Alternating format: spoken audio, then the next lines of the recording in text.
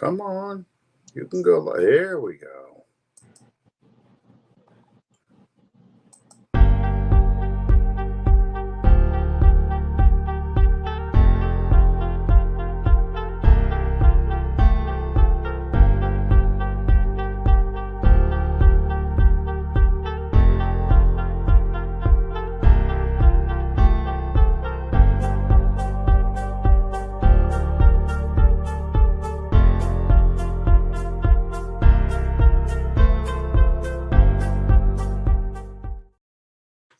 All right, welcome everybody to another exciting episode of Under the Dome. We are at the week of training camp.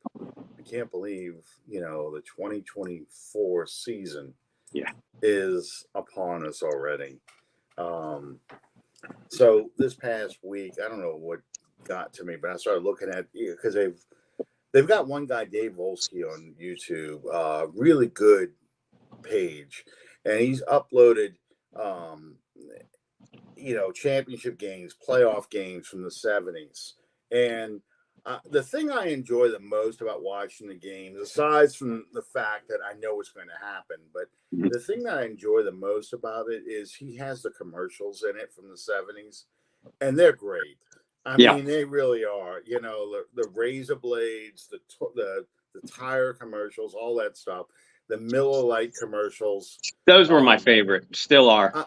I tell you what, whoever came up with the taste great, less filling, and getting these former athletes out there to do these things, that was a genius move. That's that's Don Draper, Mad Men kind of stuff.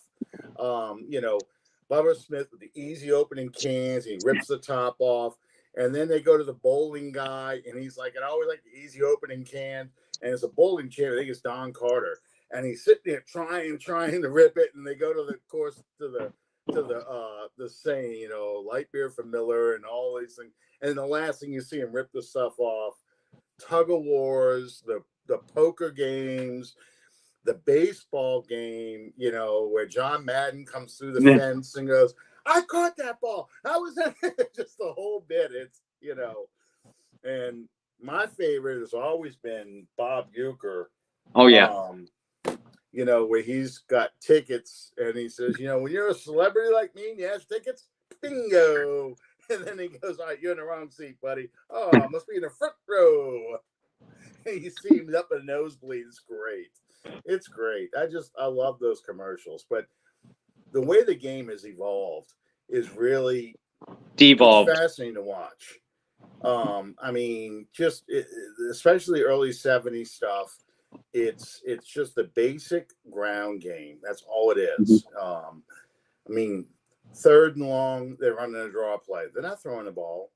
I watched it was the Hail Mary game, the Dallas, Minnesota divisional playoff game. And Tarkenton was like 13 of 24 for 130 yards.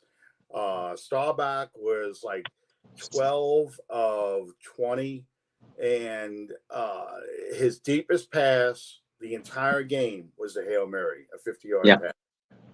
It's just it's really people just. And then I watched the Super Bowl, where Bob Greasy threw 8 passes the whole game, the entire Super Bowl, 8 passes. It was nothing but running plays. It really was. It's just, I enjoyed it. I knew it was going to happen, but I still enjoyed some of the aspects of the game. The defenses, everybody's crowded around the line of scrimmage too. Nobody's spread out because they know where what's coming. But yeah, it's just so. I don't think people could watch it today. I really, because they're just so used to a wide open, they throw 8 passes in the first drive kind of thing. Yeah, and really, the passing game during those times that you're talking about through the 70s, 60s, 70s, even into the early 80s, if your quarterback threw for 300 yards, that means your team probably lost by at least 10 to 14 points. Yeah. It wasn't until Air Coryell, Bill Walsh out in San Francisco and Kenny Anderson out in Cincinnati. And then, of course, the class of 83 with all those great quarterbacks. That's when you really started to see the involvement of the passing game. It's yeah, because the routes that they run, nobody goes across the middle because you get killed. Yeah, everything is sideline and bombs. So that's part of the reason why it's the completion percentage isn't very high, and it's why they just didn't put the ball in the air very much because of the wasted down to them. It's why Bum Phillips said there's 3 things can happen when you throw the ball and 2 of them are bad. It really is. If you threw to somebody over the middle, it was a big tight end. That's who you were throwing over the middle to because that's the guy who can take the hits. Lynn Swan, John Stallworth, Freddie Blitnikoff, all those, Paul Warfield, all those guys, they're running deep patterns, and that's the way it worked. So like I said, it's been interesting to watch these old games and to see and know who these people were and what's going to happen to them. It's fun for me to look at. It's like looking at a time capsule. Yeah. Complete with the commercials. Just what life was like in the 70s based on what the commercials were about. The energy crisis, Owens Corning, fiberglass, every car, talk about gas mileage, great gas mileage, all these things. So it's fun for me as a historian to watch this and just really get into that. So I kind of went off on a tangent there. It's been 8 years. 2016 I think is when we started this. It might have been 2015, but I want to say it's 2016 when we started this, because I remember having right at the beginning of training camp, we had a guy I went to high school with, actually, Scott Alexander, D. Scott Alexander. He's older than me. He was ahead of me in school, but he came on. We were talking about training camp, and I think that was one of the Greenbrier years. So I'd be 14, 15 or 16. Yeah. So, this training camp is the first training camp since the Greenbrier that they're going to another place. They're not training at home. So they're going to Irvine, California. We talked about this a little last week, but the rookies report this weekend, and then the veterans reported on 24th. And one of the veterans that I want to talk about that may or may not report is Alvin Kamara. Have you heard anything new regarding his contract? It's eerily quiet. Nope, not heard anything at all. There was one of the cryptic tweets or Instagram posts that the players like to make nowadays, from Kamara that people were trying to blow it up. He tweeted something like, and now it's time. And that's it. That's literally the only word from any of the parties involved. But again, that's not surprising. The Saints typically don't make contract negotiations public. It just boom, all of a sudden happens one day. Probably the most public, certainly in recent times in the last two and a half decades. The only 2 really public contract issues that there were, was the 1 year that they had Drew Brees franchise tag for about 10 minutes before they reached his extension, and then the other year, where there was arbitration between Jimmy Graham and the Saints, the whole I want to be paid as a wide receiver, not a top tight end thing. Other than that, it's just like I said, whoever is up for a contract extension, boom, you just hear about it out of the blue one day. It's bigger news now because Alvin walked out of that last mini camp practice, kind of making a statement, and everybody was already talking about the way his contract for this year and next year is structured anyway. I still expect this to get done, if not before training camp, then very shortly into it. And I think that the fact that they're in Irvine, are going to be in Irvine on the West Coast instead of at their team facilities, that makes me believe even stronger that this thing is going to get done, sooner rather than later. Mainly because Alvin doesn't live next door to the team facility anymore. Next to, I don't know how close he lives, but it's certainly in the region. Yeah. So he physically has to pack his stuff, get on a plane, probably a connecting flight if the team doesn't send him one, and it just becomes a whole inconvenience. Now, when you're a millionaire, it can't be that big an inconvenience, I wouldn't think, but an inconvenience nonetheless. That's why I think the team and probably Alvin, want to get this thing done. And I would be surprised if it doesn't happen, even if not before training camp, within the first few days or week into camp. I expect it to be done within the first few days of camp at the latest. I would be very, very surprised if this is a holdout that lasts a week, 2 weeks into the first game, that kind of thing, because that's not how the Saints operate. They don't like distractions. They like to take care of business right away. That's something Mickey Loomis is very proud of, is his ability to take care of stuff right away like that.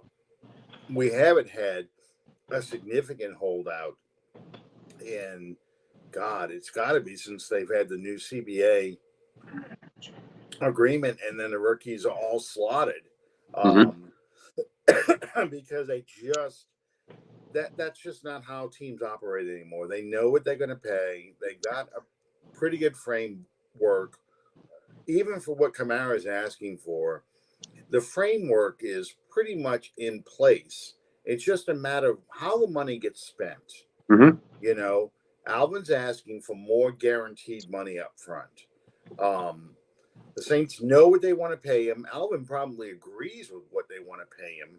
He just wants guarantees up front. And it's just a question, do the Saints want to go ahead and go through this? Yeah. And that's why I don't think it can be a long holdout, because I can't imagine the team being that dug into, this is what we're going to do. We're not going to give you your guaranteed money you're looking for. I mean, the whole idea of phantom years, or, the way you can push out signing bonuses and things like that after a player is gone. That's all.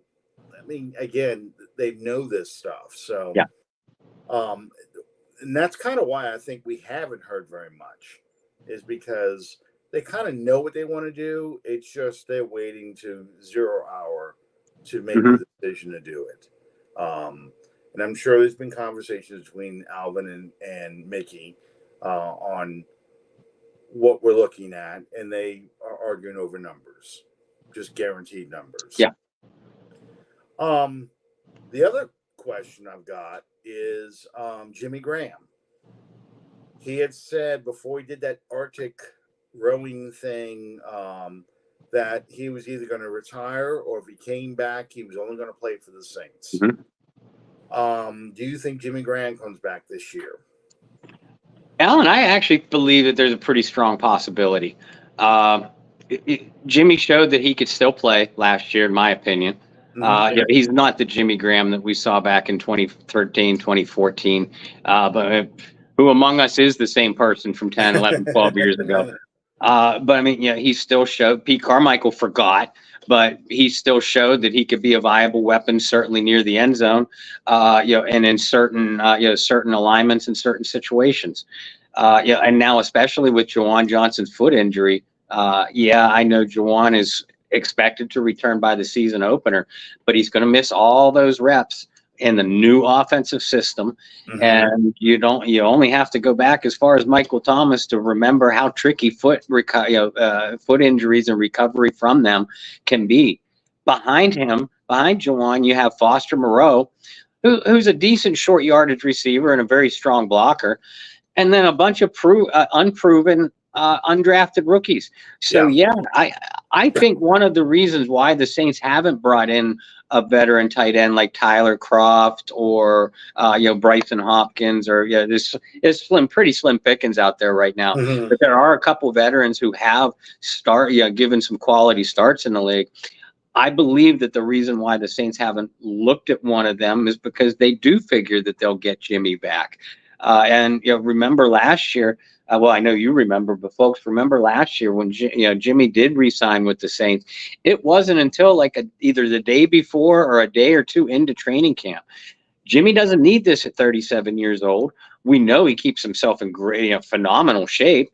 Mm-hmm. I think he is currently on that Arctic rowing expedition. And he wasn't slated to get back until mid or late July anyway.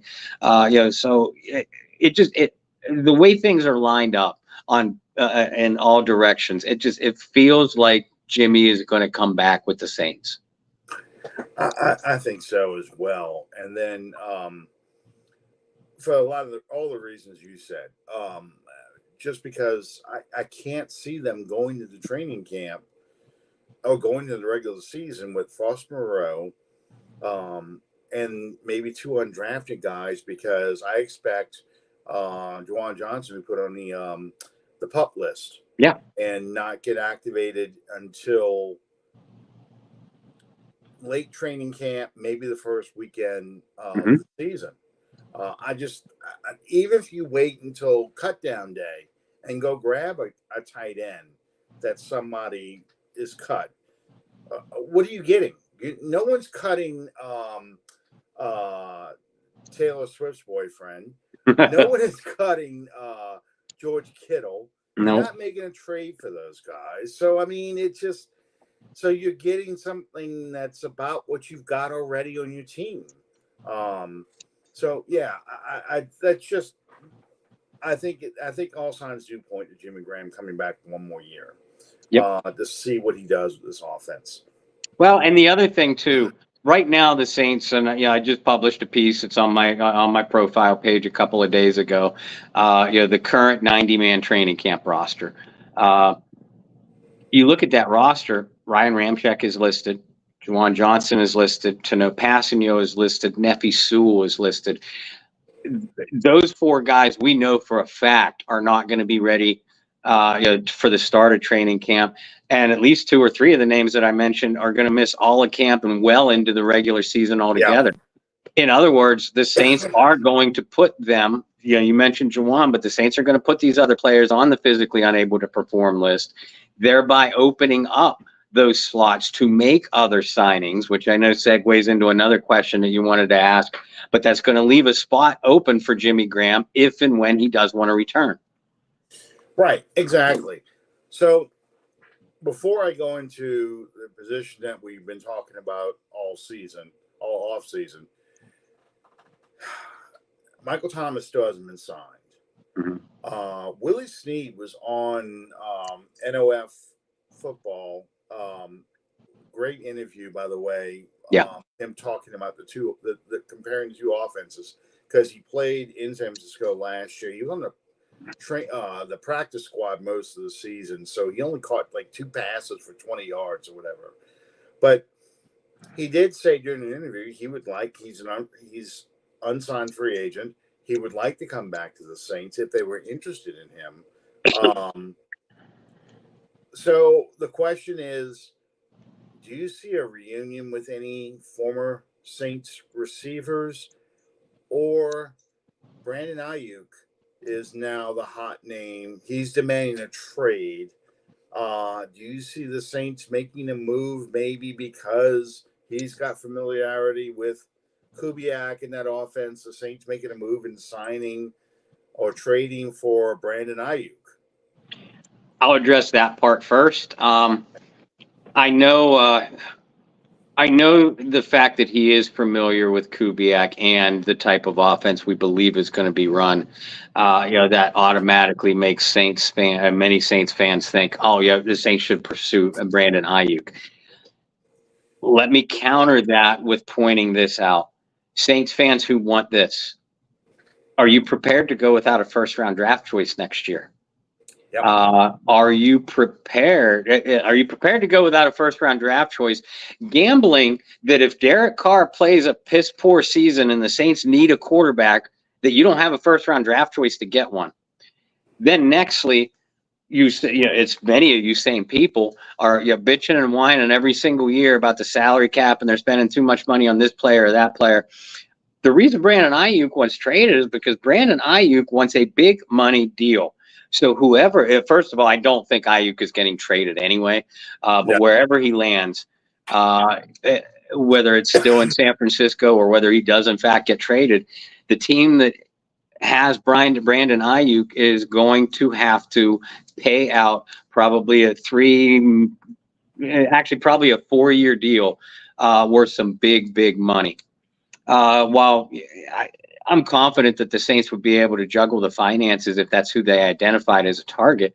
Again, you Saints fans that have been bitching about this every single year, you're being hypocritical. So, no, I absolutely do not think it happens.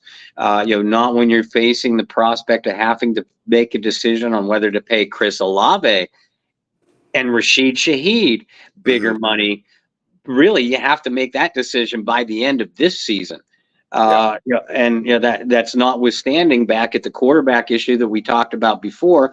And if you decide you're not going to, pay Chris Olave the big extension he's going to having to come up in 2 years, then you're going to have to draft a wide receiver too on top of that. So no, I absolutely do not think the New Orleans Saints are going to be in the running for Brandon Ayuk. I don't think so either because of all the reasons you said. And also, I don't think he's worth a first-round pick. No, agreed. I don't think he's worth a big contract. He is a great slot receiver. Mm-hmm. He is not an X receiver, the physical contested catch guy. He's not really even a good wide receiver or Z receiver, I should say, where he is running the go routes that you've got, Rashid Shaheed to run. So you're looking at him as a speed guy to play the slot. Sounds an awful lot like the guy we got rid of in 2017 for a first-round pick, but we got rid of him because we didn't want to pay him, Brandon Cooks. And I think Ayuk is a bigger, more physical receiver than Cooks is, obviously, but I think you're still looking at a guy like a Brandon Cooks who does basically what Brandon Cooks offers you. And that's great if you got him on a cheap deal. But you're paying him like a number one receiver and he's your number 3 guy. It makes no sense. So I would take Deebo Samuel over Ayuk. But they know they're not going to give up Deebo Samuel. So, I mean, Ayuk is hoping that a team like Kansas City, Buffalo, maybe, although Buffalo just shed all their offensive weapons to get Baltimore, someone like that would be interested in him.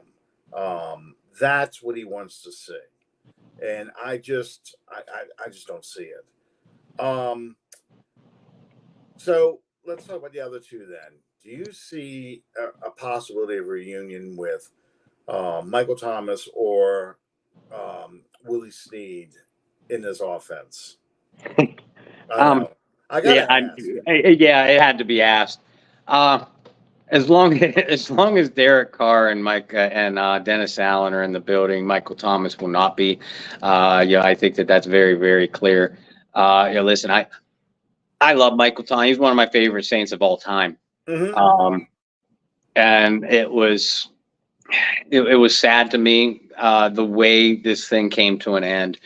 But it did, and it came to an end because Michael Thomas wanted it to come to an end.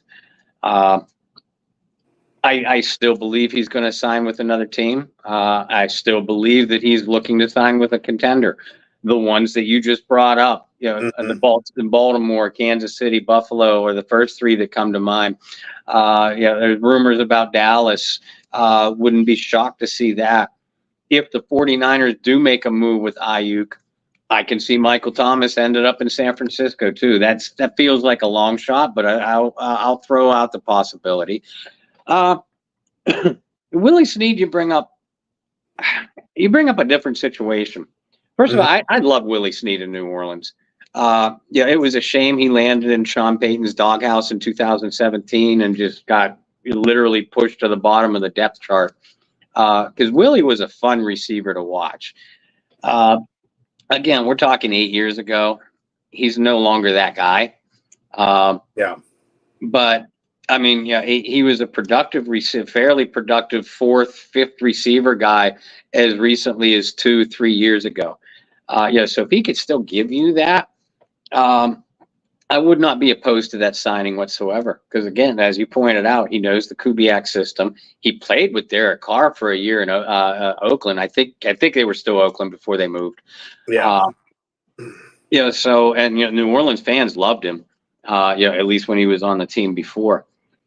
If you bring in a Willie Snead, and shame on me for not including Willie in my free agent still available article yesterday or day before. But I mentioned Hunter Renfrow, Russell Gage were the two prominent receivers I mentioned among the 4 or 5 that I threw out there. The reason I don't see a Renfrow signing or a Gage signing is you have your top 2 guys in Chris Olave, Rashid Shaheed. You have the number 3 battle that's going to be waged between A.T. Perry, Cedric Wilson, and then you brought in your big slot in Equanimus St. Brown while you drafted Bub Means. That's a pretty full reset because St. Brown, I'm not going to guarantee a roster spot, but those other guys are all but guaranteed. I feel anyway. Unless it means it's only a 5th round pick. So if he plays poorly, you could see him on a practice squad or not making the active roster. So to me, it depends on how well those guys fit in early on. Cedric Wilson, St. Brown, certainly Bub. And if A.T. Perry develops how we think he's going to develop. If any of those things develop slowly, then at that point, Clint Kubiak may go to Dennis Allen and Mickey Loomis saying, "Hey, I want another veteran receiver in here that knows what I want to do in the passing game." And then at that point, a Willie Snead becomes possible, a Hunter Renfrow becomes possible if they're available. So before training camp, no, I don't see anybody. Whether it's Snead, Renfrow, I don't see a receiver getting signed. But a week or 2 into camp, as some of those other new additions develop slower than what Kubiak likes, you might see a move at that point. One of the things that, I think a Willie Snead is a guy who's going to be available all season long. Mm-hmm. He's a guy that you probably bring back in case of injuries. I know Bub Means, I think, is on a non-football injury list. Yes. Today. So you bring a guy like him in when you need a receiver, a body who's probably going to be inactive. So I like the idea of Willie Snead coming back, but like you said, it's been 8 years really since he was productive receiver, and I can't believe we talked about this. So he brought it up, but in the interview, he brings up in 2016 the double pass, the old Baltimore Colts play, I call it. Where you flip it out to the receiver, then he throws it to the wide open running back down the field. And he went on about the Vikings game and how they called it. He did say, every time we ran it in practice, I hit it perfectly. And it was one of those plays that Sean Payton comes up with like on a Saturday kind of thing. But it's one of those plays where Sean Payton came up with it, and he starts digging through your personnel file, and he says, all right, who's thrown passes as a quarterback in high school or college? And, Snead says, yeah, I was a high school quarterback. He says, perfect. We're going to try this thing. They're going to run double pass the whole bit. And it worked, of course, in the Rams game. The pass he threw, I think, to Tim Hightower for a big play. And he said in the Minnesota game, When he heard Drew call it, he looked at him like, "You serious? We're running this play." And Drew said, "Yeah, we're doing it." And he said, everything went perfectly. It opened up perfectly. He says, but he tried so hard because he was so open, and Alvin is so fast to get the ball deep enough. He didn't want to underthrow it, that he overthrew Alvin. And he says it ate him up because he was so open. And then he says, the game, how the game ended, he kept thinking over and over again, it's like, if I just would have completed that pass, Yeah, it wouldn't have mattered. So I have to give him credit for bringing that up. I mean, it was something. It really was. When he started talking about the double pass, I said, boy, I know you're talking about the Rams game, but I hope you're not going to bring up the Minnesota game. And sure enough, he did. He did. I got to give him credit for that. So let's go to the last part then, about training camp, safety position. I saw you had another piece out. What was it? Yesterday, day before yesterday, about the safety position and the safeties that are available. I know Jamal Adams got signed a little while ago, and it's getting slimmer and slimmer pickings. Mm-hmm. And it just seems like the Saints just have no interest in any of them. You and I don't feel comfortable with it, but why would you think the Saints feel comfortable with it? They love Jordan Howden. And really they love Jordan Howden, and they love Jonathan Abram. For the life of me, I can't understand why they like Jonathan Abram. Howden, I see. I mean, he had a solid rookie year, but I think that those coaches, Dennis Allen, Joe Woods, Marcus Robertson, the defensive backs coach, I'm positive too that they're seeing something that I'm not, because while Howden had what I consider a promising rookie year, a lot of that year he was playing behind or in place of Marcus May, splitting reps with Jonathan Abram. When he got a lot of reps, Howden, he began to be exposed, in my opinion. And he began to be exposed how you would expect a rookie defensive back to be exposed. I'm not saying Jordan Howden is a bad player. Quite the opposite. I like him too. But he didn't show me that. If I'm the coach, he didn't show me the consistency that I like, the high level consistency that I like, to just turn over a starting job, to acknowledge that he could be a starter, absolutely, but to basically give him the job by default because you cut Marcus May, which, by the way, was the right thing to do. But you didn't bring in another guy in free agency, even though there were tons of talented ones out there, still a handful out there that would start for at least 2/3, if not 3/4 of the league. And for the life of me, I can't understand why Justin Simmons, Micah Hyde, and Eddie Jackson, just to name 3 names, are still out there. Quandre Diggs too. But the Saints didn't bring one in free agency before the draft. They didn't draft one. After the draft, they brought in Will Harris, who, by the way, I think is a very solid player. I think looking at the safety position now, I see Will Harris as a player who could really push Howden, for starting reps, because unlike Jonathan Abram, Will Harris can cover. He can cover the slot. He can play a 2 high. He could play. He has the athleticism, maybe not the instincts to play a single high. Frankly, Will Harris has more versatility than what I saw from Jordan Howden as a rookie. This position does concern me. I like Hugo Amadi as a player, but he's a special teamer that can give you some slot reps. I already mentioned Abram.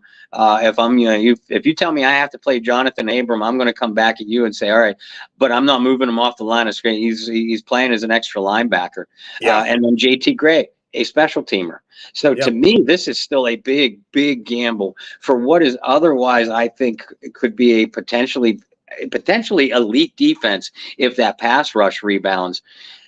the safety position. The safety position concerns me more than the pass rush does. I'll throw it out there. You know, I feel that way too, because you can manufacture a pass rush with blitzes. And I'm not worried about the pass rush with with Dennis Allen as a head coach, because I feel like he's smart enough to figure out where he can generate a pass rush from. Somebody asked on X, Twitter, the other day, you know, how many sacks do you think the Saints will get? I'm not interested in how many sacks the Saints will get. I'm interested in how many sacks the Saints will get on third down. Yes. Because the 66 is a record set by the 2000 Saints. The Saints can get 66 sacks again. But if they're all on first and second down and they're giving up third down big plays because the secondary isn't holding up their end, especially the safety, you haven't, that's the pass rush does me no good. Yep. You know, I'm more concerned about the run defense, and I'm more concerned about that secondary. So you're talking about playing Abrams in the, you know, in the slot as basically a third linebacker. When they go two linebackers or a fourth linebacker, yeah, because you need somebody who can hit and play the run. Because I'm concerned about the run, especially running quarterbacks. Now, Gay as a linebacker, that was his quote unquote specialty, being the spy for running quarterbacks. That's good to know. I liked him in Kansas City doing that. I just feel like I'm really concerned about that secondary, because if the pass rush can't get to them because they're successful running the football, so it's now second and short, third and short.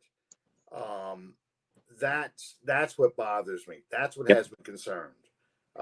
So where that run defense is going to come from, where that secondary help in the middle of the field comes from, the safeties, where that support comes from, that's what has me concerned, because I think Lattimore is going to be fine.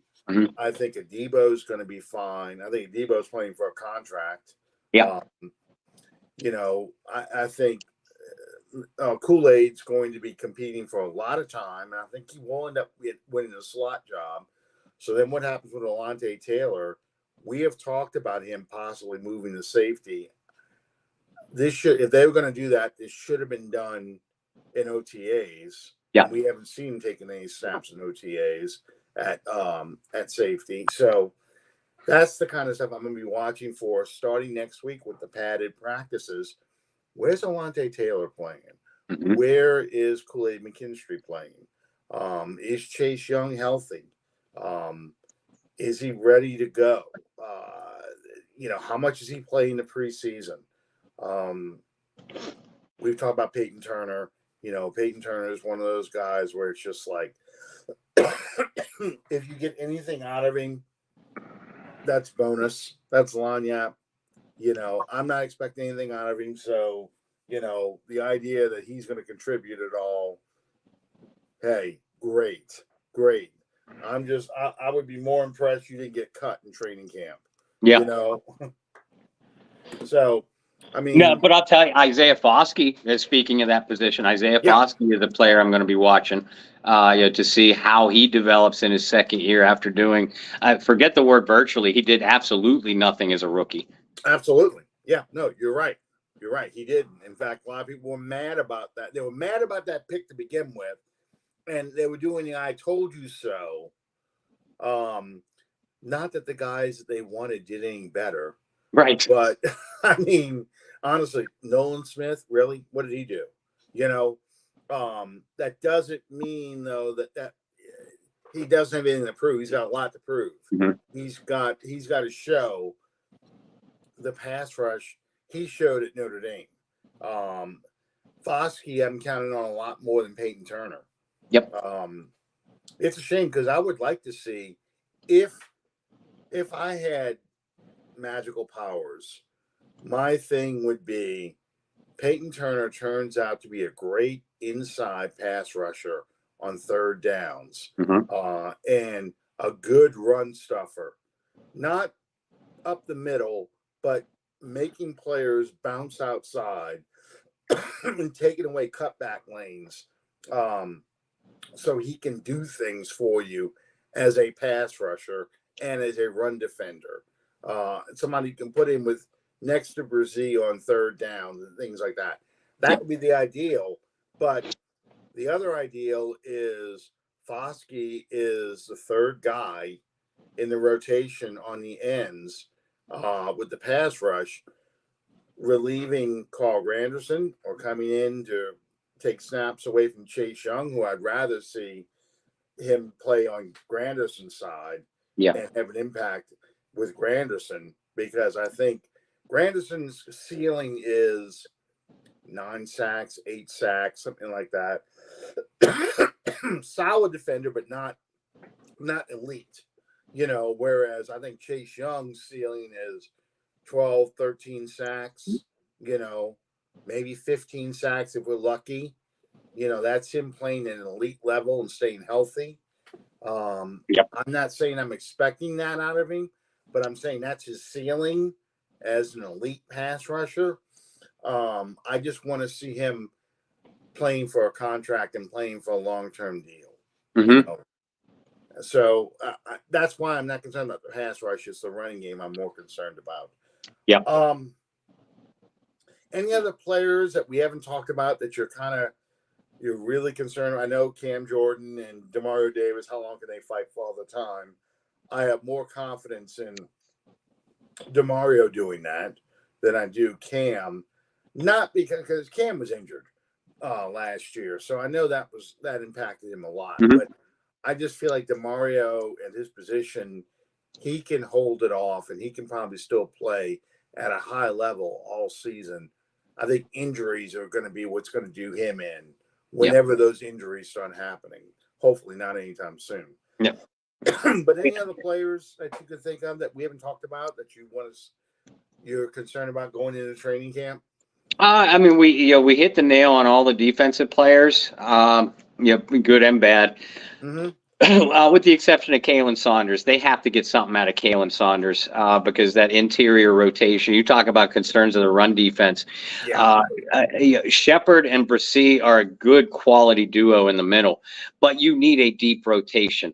Any Saints defensive line that has been good in the last handful of years has had a deep rotation in general up front, but specifically in the middle, where those guys stay fresh late in games. Those guys stay fresh late in seasons.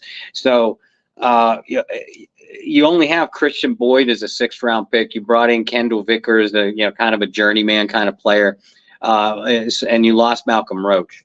Kalen Saunders, we know he can be a quality player because we saw it in Kansas City. He just did nothing last year. So, I'm going to be watching him to see if he's a little bit more disruptive, and then flipping to the offensive side. God, I'm so sick of talking about the offensive line, but it is an issue until it isn't. We're going to be talking about the tackles all summer long. So there's no point in delving too deeply into that. The position that I don't think people are talking nearly enough about, though, is left guard. First of all, at right guard, Cesar Ruiz better be playing like the 2022 Ruiz instead of the 2020, 2021, and 2023 Ruiz. But, I mean, left guard, you lost James Hurst, who had a poor season anyway. You lost Andres Pete. And you're unlike with Jordan Howden, they're not turning the job over to Nick Saldivari. But he was getting the majority of the starting reps through OTAs and minicamp. So it looks like at least early on, it's his job to lose. But basically, who's going to win that competition between Saldivari? They brought in Shane Lemieux, who I love coming out of the draft from Oregon a couple years ago. Either Oli Udoh, the tackle from Minnesota, can play inside, or Justin Herron, the tackle from the Raiders and Patriots, who can play inside. I think all 4 of those guys are up for this job, but it's clear that they at least want Saldivari to grab those reins. Well, Nick, played well at Old Dominion. Don't get me wrong, but with all the offensive line issues last year, Nick Soldeveri still wasn't able to crack the lineup. So, I mean, you grant, if we're going to grant Isaiah Foskey a red shirt for doing nothing as a rookie, and I will, then you have to grant Nick Soldeveri a red shirt as well. But the fact now that he wasn't able to see the field out of a poor offensive line as a rookie, and now he's getting starting reps. Again, I am hoping these coaches are seeing something that I haven't. Well, and what's disappointing about that is that Soldeveri was not injured. He was a healthy scratch. But at least with Foskey, he had injury problems, and that led to a lot of his sitting on the bench and being inactive. So, Foskey is a lot like Miller from the standpoint of you got to show you're going to be healthy too. You've shown some flashes. Obviously, Kendre Miller has shown more flashes than Foskey, but we saw flashes. Now we have to see a whole year. 17 games. It's a long time. And I think that's part of why I avoided talking about the offense today, because we're going to be talking about it every week. We really will, because this entire season is based on this offense turning it around and being consistent. And if they're not, this is going to be another long season where you bounce between 7 and 9 wins, depending on how the ball bounces for you, because your offense is not consistent. It struggles, and your defense has to carry a lot of the games, and it takes them a little while to get going. And we've already talked about when we did the schedule, the first part of the season is the hard part. So if you're in a 2-7 hole to begin the season, who's going to hang around to see if you turn it around and win 8 games, the remaining 8 games in a row to finish the season 7-10? You've got to, we said it, you had to be 3-3 at least by week 6, or better, but 3-3 at least. You can't be in this battle constantly. Can we get to 500? Can we get to 500? We're 3 games under 500. Oh, we won 3 in a row, so we're finally at 500. Now it's time to lose 1, lose 2, then fight back. I mean, that's what happened in the 7 and 9 seasons, 8 and 8 seasons. 9 and 7, you're constantly battling to try and get over the top, and it's just not happening. So it's tough. And how this offense gels and gets going, and that was part of the things that Willie Snead was saying on Nick's show, but he was saying things that we heard a lot about with Peyton's offense. The checkdowns are going to be there because they're going to be wide open. Because of the way the receivers run their routes. You're going to be running the football. So you're going to get behind the linebackers because they're going to be moving people up. So those plays are going to be there, but you got to execute. And if you can't execute, then no matter what offense you're running, you're not doing anything. You're not winning. So that's going to be, once the padded practices happen, once those joint practices happen, I think that's where we're going to have to see in the preseason games. That's where we have to see whether or not this offense is clicking and is going to come out of the gate smoking, or is it going to be one of those things where it takes 2 or 3 weeks for them to kind of figure out and all get on the same page. And by that time, you're looking at that 2-6 hole that you've dug yourself. Let me ask you to put your coach's whistle around your neck for a second. Okay. Because you know me, I will think like a coach until the day I die. But if you are Clint Kubiak, and I said, as the head coach too, Dennis Allen would have the veto in this. You're running a new system, or you're bringing in a new system. and you want all your players to get up to speed on it. I know the tradition is now throughout all 3 preseason games, your starters usually only play 1 or 2 series. Would you have the starters go further, maybe even a quarter to a quarter and a half, in at least 2 of those preseason games?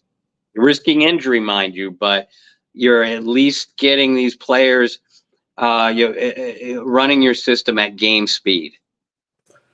That first preseason game, I'm probably playing a quarter.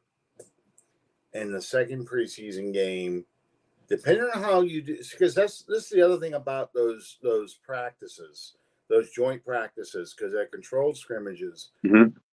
You're getting to see the first team do work that we don't get to see because we're not there, obviously.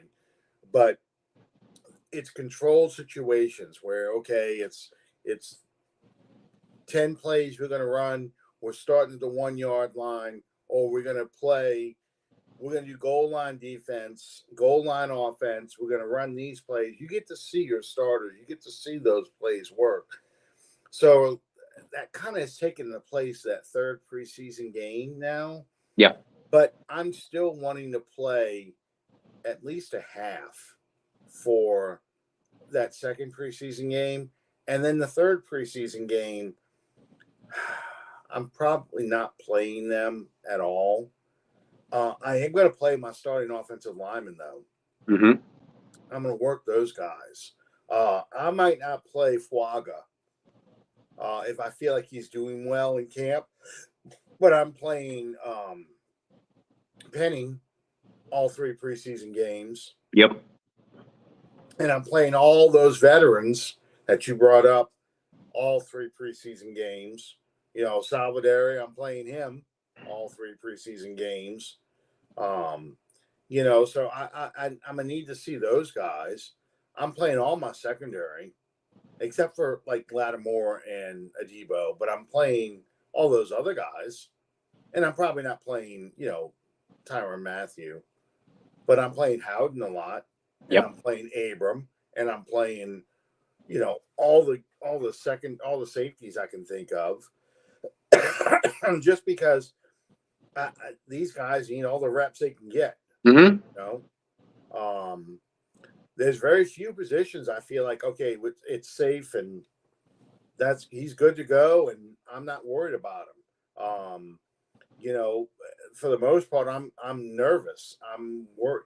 This is a weird feeling for me because this is the first time in more than that, almost 20 years, that I really don't know what this team is going to do. You know, even the Aaron Brooks years, I kind of had an idea what they were going to do. Right. But yeah, it's probably been almost 25 years, the 2000 Saints, since the last time I had any kind of, you know, no feeling about how this team could possibly do.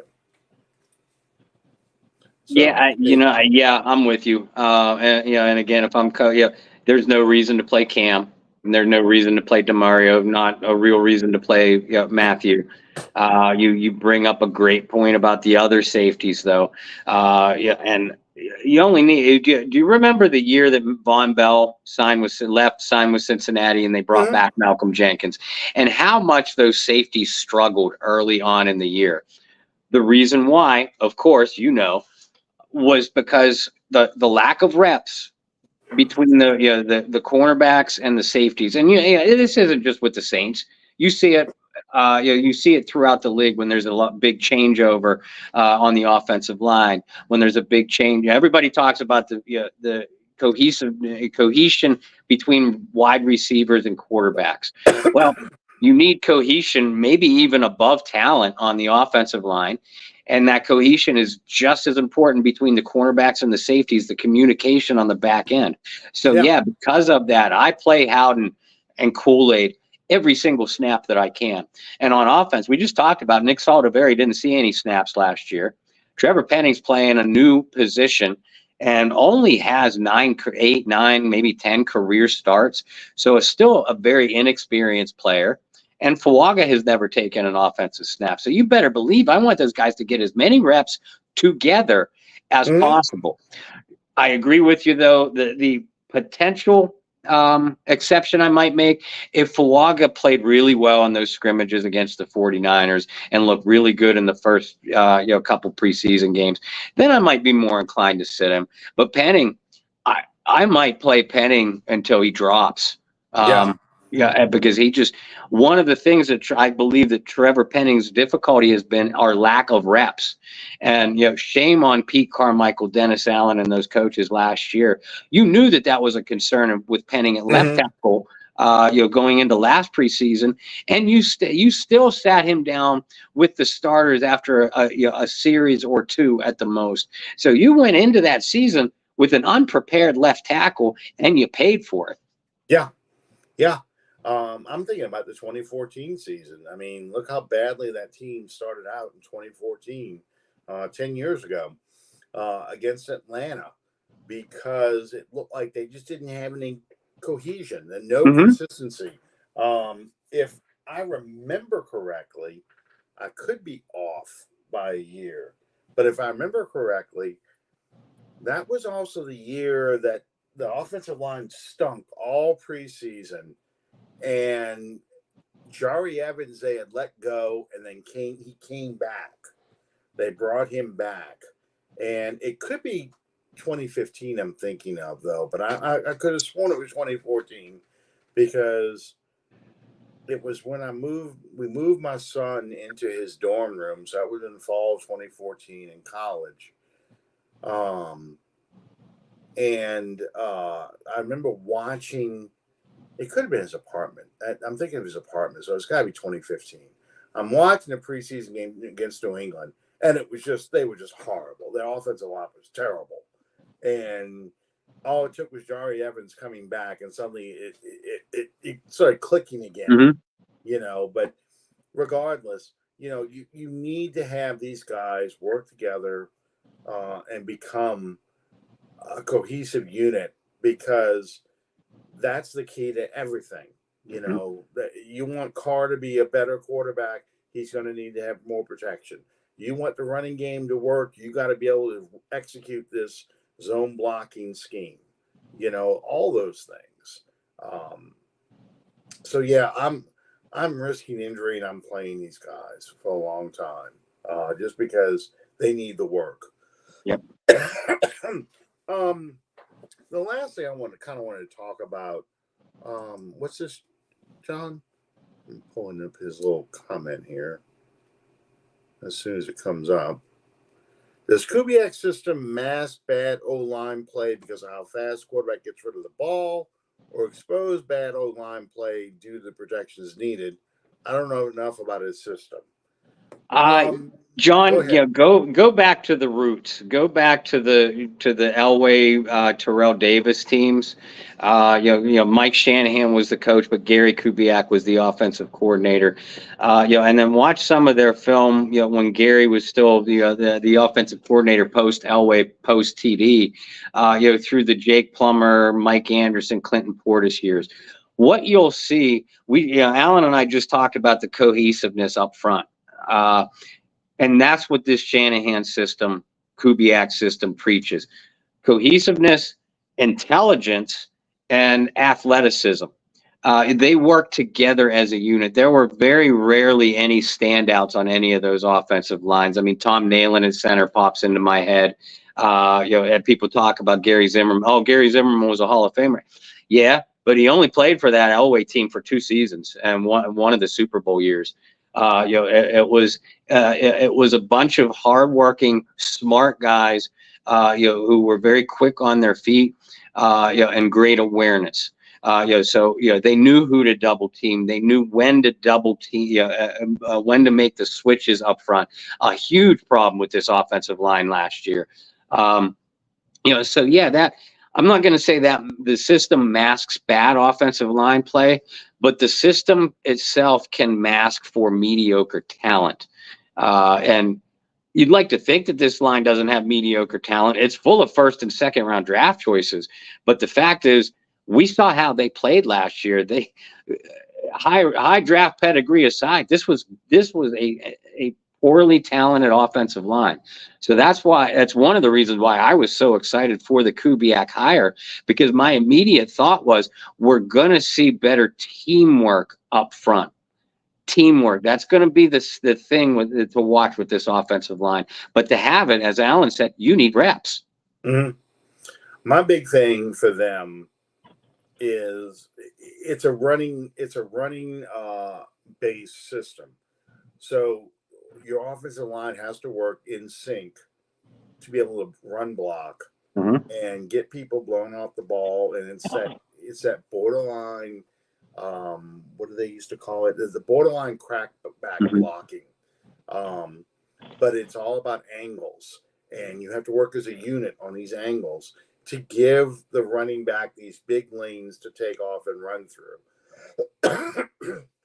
That's why you want this group to work together like that, because once you got that going, once you've got that running game going, and now the line is coming in, and you see the safeties coming down in the box, and you see the linebackers playing close to the line of scrimmage, that's when the quick little arrow routes, little dig routes, and things like that to Kamara, to Chris Olave, they start breaking for bigger plays because they're so focused on the run, and the play action freezes them so that you start being able to get those matchups that we were so used to seeing with Drew Brees and Sean Payton, where Carr is doing a quote-unquote check down, but it's a design check down because it's going to a back now who's in space. And what did we say about what made Kamara so good for the Saints? Getting him in space. So it's so much, there's so many things that are predicated on one another that the only way this offense can work really is the offensive line has to be really good and good early, because if it is, then you can start growing this offense, because plays are going to be open, players are going to be open, and it makes the reads a lot easier for Carr. So that's why when you talk about the reps, I'm like, yes, absolutely. Last thing I want to talk about, just real quick,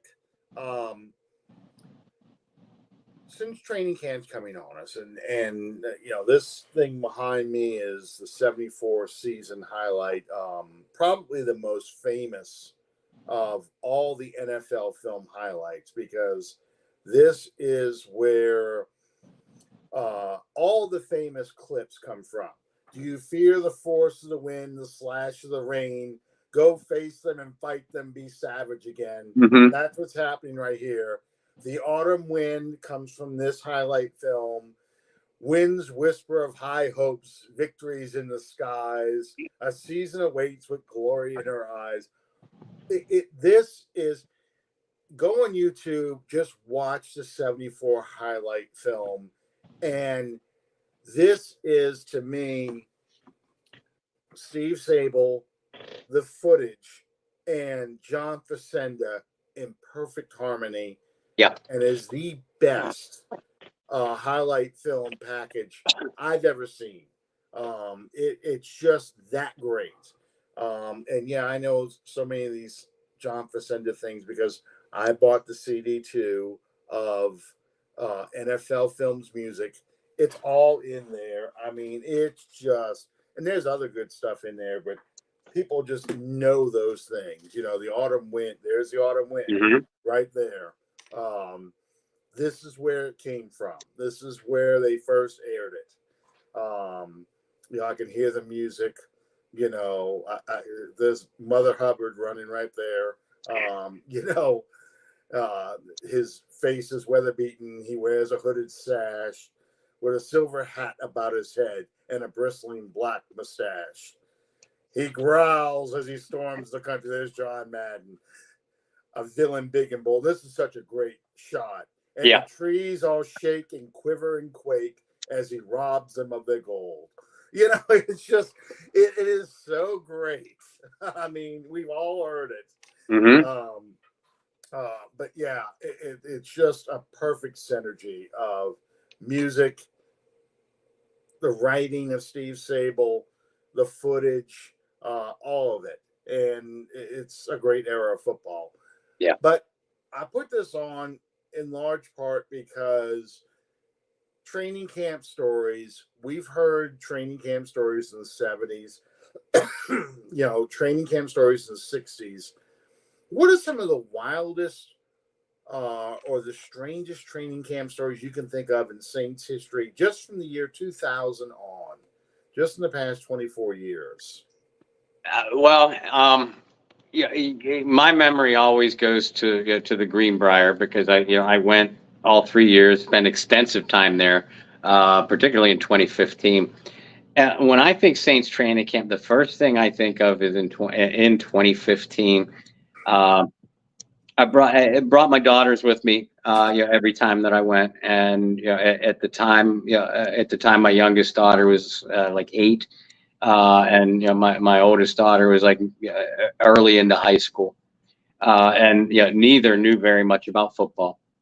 I always laugh, like through the autograph lines, they would turn to me. We would get there early. Just because I wanted a good a good spot to watch the practice. But consequently, it put us in a great spot when the autograph player signing autographs started to come through. But my girls always would turn to me if they'd see somebody. Yeah, Dad, should I get his autograph? Should I get his autograph? I finally had to stop. Yeah, first you get everybody's autograph. Mm-hmm. Because you don't know if the person that's about to sign your helmet is going to be the next James Harrison, where he gets cut 7 times and ends up a Hall of Fame caliber player. Or I had to laugh. Pierre Thomas was one of the ones that should I get his autograph? Yeah, please get his autograph. Yeah. But in 2015, the Saints had drafted Andrus Peat in the first round. You talk about how bad the offensive line play was early in 2014, 2015. And I'm watching Pete, and again, always the coach. I'm watching Pete, and I'm like, if Sean Payton doesn't start screaming at this man for dogging it on every single play, I'm going to start screaming at him. And then I knew that I wasn't crazy, because at one point my daughters turned to me and they said, Dad, why is number 75 so lazy? And I just busted out laughing. Everybody around me busted out laughing. And they're like, no, really, he comes in last. And when they were doing their gassers, he comes in last, and not just close to like dead last, way last. Mm-hmm. That fat kid in gym class. Yeah. And that's for the rest of Andrus Peat's career, and he had a good career. I could never get that image out of my mind. Andrus Peat was always the fat kid in gym class to me. That's always my first thought when it comes to Saints training camp. That and Champ Bailey and Jarris Spurd standing on the sidelines playing catch for about 10 minutes when practice first started before they disappear altogether. I hate Champ Bailey and Jarris Spurd, as you know, like to the very core of my human being soul. Things like that pop out to me. Watching Cam Jordan, I've always loved Cam since day one. I've always felt that he was a strong leader, but I had the privilege to witness how seriously he took that leadership role, even midway. He's only 4 or 5 years into the league. And even going through the autograph lines, he's taught. You remember Tyler Davison? Yeah. He was a rookie at the time, 4th, 5th round pick, day 3 pick. And Cam is going through the autograph line, and anybody that's been to training camp knows that Cam Jordan is a ham. He'll take a picture with you. He'll sign anything you want. He'll lift your kids, as he did with my little one. He'll lift your kids over the little wall they have set up to hold and take a picture.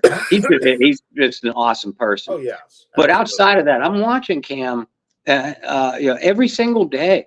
With Tyler Davison a lot, but with the other linemen too, even through the autograph line, he's chirping in their ear the whole time. Yeah, in this situation, you want to look for this, talking football. And just talking about the way to conduct himself. After we hit I heard him tell Tyler this. After we hit the meals, I want you to meet me at corridor such and such at the Greenbrier Resort. We're going to do this. We're going to go and watch tape of something. I don't remember what he said, of a game, probably. Mm-hmm. So I mean, Cam Jordan is just what everybody thinks they see in Cam. That's Cam. He is as legitimate a human being as you can get. But watching him in person in these practices made me really respect and love the leader that he has always been. Cam's got a great future in television, radio too. But I think he's better for television because I think he's got the face for television, and that's me as a biased Saints fan.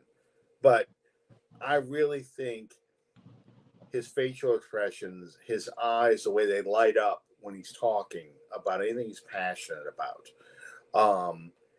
He is the next Michael Strahan as far as an analyst, a personality on the television.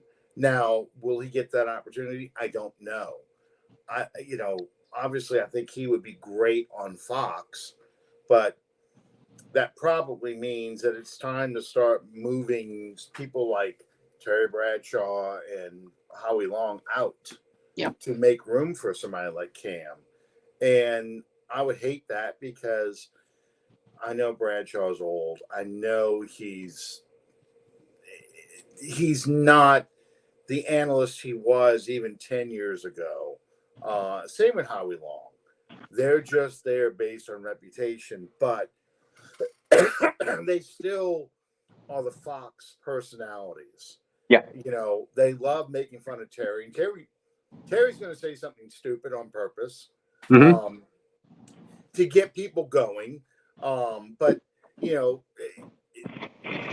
they are the personalities. You can't just have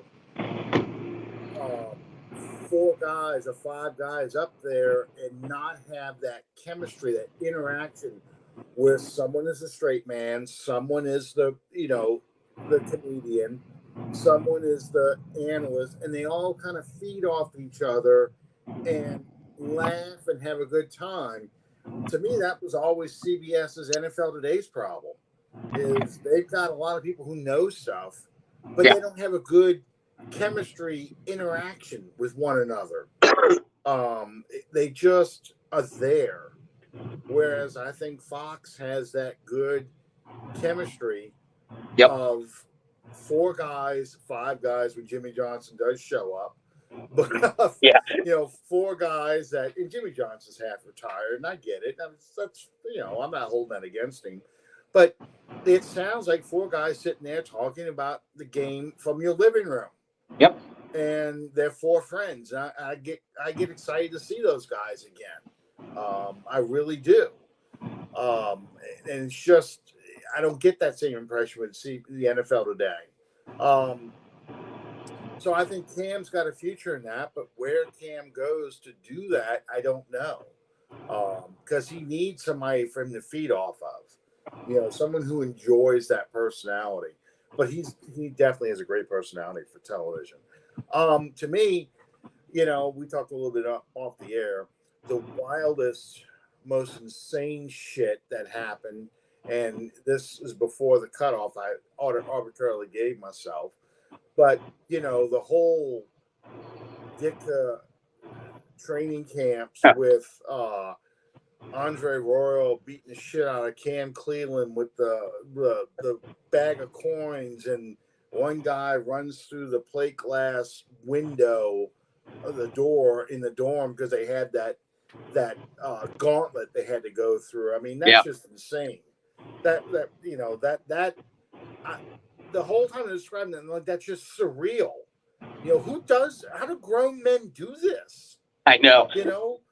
And then I think about that. Then I go to the 2006 or 2007 camp where, and this is what I talk about with Bounty Gate and stuff like that, people really underestimate how competitive these guys are. They go to the water park. Peyton takes them to the water park. they start having races who can get down the slide the fastest. Mm-hmm. And Scott Fujita figures out, if I can get water between me and the little mat you ride down, I go faster than anybody else. And he comes shooting out of that water slide, completely overshoots the runway they give you to slow down, and goes through a wooden fence. How do you? Thank God he didn't get hurt. But I mean, what the hell? Grown men doing that, and he probably thought that was hilarious. I enjoy stories like that. Not the dickish stuff, but that kind of stuff, because it's always fun to hear how these guys, they're supposed to be grown men, but they really are kids playing a kid's game. They're just big kids, and doesn't matter how old you get, that's what you enjoy doing. The competition, the camaraderie, the talking shit among your own teammates, that kind of stuff. And you get stories like that. And going back even further, Stan Brock used to bring a piece of shit car he would bring to the training camp, and he'd ride around in that the whole time, some big old tank, that kind of stuff. It shows another side of the players, and that's kind of why I'm excited that they're going to Irvine. I know the fans hate not being able to see the team every day and get the autographs and experience what you experienced at the Greenbrier. But I like the idea that the players isolated and getting together and building that chemistry that we kept talking about with the offensive line, but I want to see that through the whole team. You bond like that. You become a team because you're around these guys 24/7. Nobody's going home. Nobody's going back to their wife. Nobody's going, back sleep in their own bed and stuff. It's like summer camp, Yeah, and we did talk about that last week a little bit. I think that this is a real opportunity for team and coaches, to build that kind of chemistry, because I mean, it felt like something has been missing from this team, really the last several years. People want to point to Dennis Allen, and that's fine. He does deserve a lot of criticism, but the players need to bear some of this brunt too. And even if you listen to Cam. And Matthew has said it a couple of times. It gives you the feeling that this team hasn't been as close personally as what they have been in the past. And when you're talking about a league like the NFL, where maybe not Carolina, almost everybody is talented. The difference between winning and losing, or a winning season and staying home for the playoffs, is so minuscule that little tiny things like building up chemistry, trusting the person beside you, trusting the person behind you, trusting the person in front of you, that means everything in the world. And honestly, and this is not hyperbole, this is an athlete talking, and I know you back this up too as an athlete. That makes all the difference in the world when you trust the person that you're playing with. You don't feel like you got to be the hero. You got to make all the plays because you got to make up for other people who aren't into it as much as you are. That's what I notice. You get a lot of people playing hero ball, trying to make the play because they feel like if I don't make it, no one's going to make it. Whereas you look at the really successful teams, and their attitude is, well, it's going to happen just because I trust these guys. Someone's going to step up. I know. And you saw it in 2009 with the Saints. Someone's going to make that interception. Someone's going to get that turnover. Someone's going to get that stop, or someone's going to make that play on offense that wins the game. Robert Beecham makes that play against the Redskins where he steals the ball, not because he felt like he's got to make that play and save this game, but because this is what you do. This is what we do as a team. Right. We go that extra effort.